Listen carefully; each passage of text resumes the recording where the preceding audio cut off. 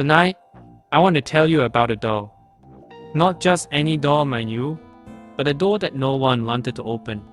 It sat in remarked, unassuming on the edge of a small, forgotten town where shadows stretched longer than daylight, and whispers carried secrets that shoes-hood's feet never dared chase.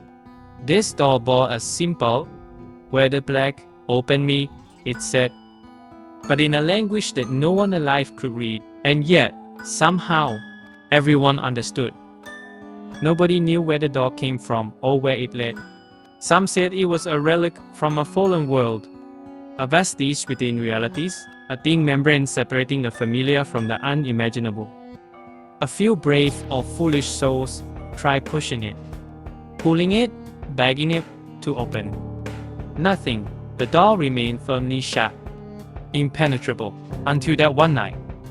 The clock had just struck midnight when Eli stumbled across it.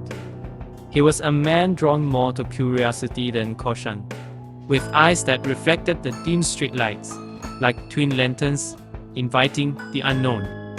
He saw the door standing under the flickering sign of a shutter shop, its edges bleeding paint, its hinges humming with a faint, airy vibration. The air grew colder, as if the night itself was holding its breath. Eli's hand reached out, trembling, almost involuntarily, because sometimes the universe murmurs directly into your bones. He pressed his palm against the door. The wood was colder than death, and an unfamiliar pulse dropped beneath it. Then, faintly, softly, the door answered. A voice, barely a whisper, slipping between echoes and shadows. "Open me." Eli's breath caught.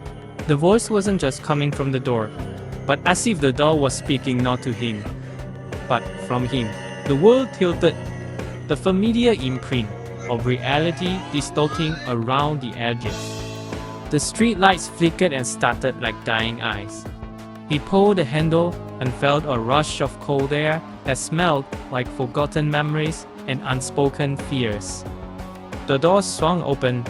What Eli saw wasn't a place, but a space, a fractured corridor stretching endlessly, walls alive with flickering images, distorted smiles, glimpses of strangers who shouldn't exist, moments frozen in time but creeping with menace.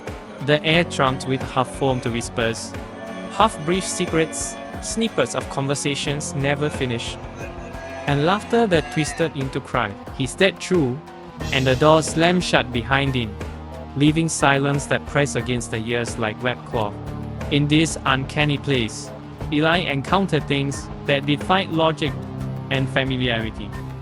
A clock that counted backwards, a mirror that reflected futures rather than faces, a room filled with chairs occupied by shadows that shifted just out of comprehension. Time folded and unfolded, memories fractured, and the laws of physics slipped through his fingers like smoke. But then he heard it again. "Open me." This time, the voice was inside him, a pulse beneath his ribs, a knot twisting at his throat.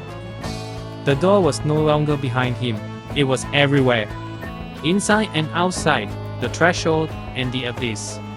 Eli realized then that the door was not something he could open or close. It was a question, an invitation, a riddle wrapped in the flash of reality itself. To open it was to unravel his own being, to peel back the smooth veneer of existence, and face the raw, distorted core beneath. Desperate, Eli tried to find his way back, only to discover that returning was not the same as leaving. The door behind him refused to budge, a silent sentinel, guarding the boundary between what was and what might never be. "Open me," it whispered one last time, echoing not through wood and hinges, but through his mind, his soul, his very essence. And Eli understood his choice. Remain trapped in the in-between, a watcher of impossibilities, or open the door forever, to step beyond reason and never look back. So I ask you now, if you ever come upon a door that calls your name, whispers your deepest fears and desires, do you dare open it? Or will you, like the rest, walk away, pretending you never heard, because sometimes the strangest door is the one inside us all, waiting for someone brave enough or foolish enough to say, "Open me."